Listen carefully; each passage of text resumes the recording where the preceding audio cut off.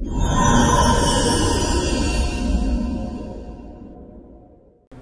I'm here at the AUA with Dr. Yates Coley, and I had the privilege of moderating your recent presentation at the active surveillance session. And the title of your presentation was Prediction of the Cancer State to Inform a Personalized Management Program for Prostate Cancer, and you presented on the behalf of your co-authors from Johns Hopkins. Could you tell us about the calculator and how it was designed and modeled, and then maybe what the clinical implications are for urologists? Sure. Well, thanks for having me. Our prediction model was motivated by this proliferation of risk calculators, both in urology and in broader clinical use, and wanting to develop a risk calculator that really got at the question that physicians and patients most wanted answered, which is, what is actually going on in my prostate?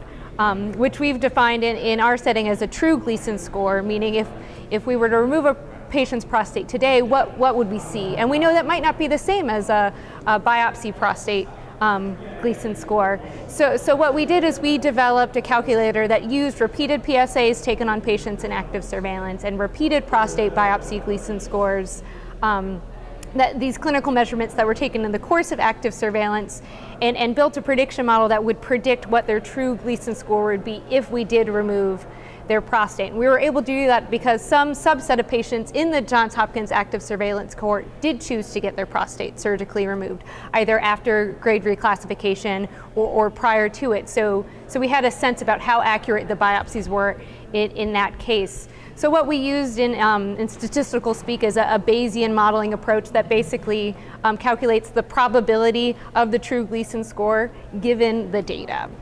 And our ultimate goal for using this in clinic is to integrate our prediction model into the electronic health record like Epic, so that as data is collected on patients, it's automatically captured and the model can be automatically updated, which means that for a patient in active surveillance, they will get improved predictions as they continue in the program. And it means for other patients in active surveillance, we'll actually get better predictions because more people have enrolled.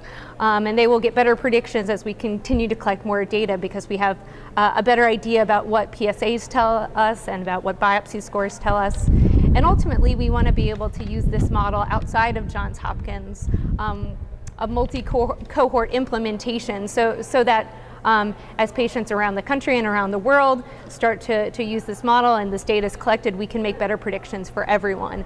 And even make better predictions for patients that are in small practices that might not be in a large established cohort like Johns Hopkins.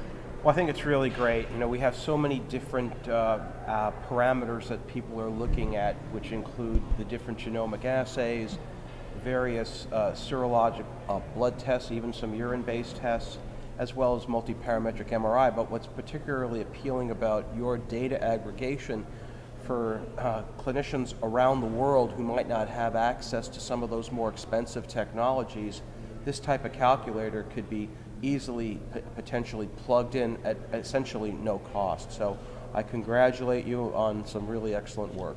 Great, thank you.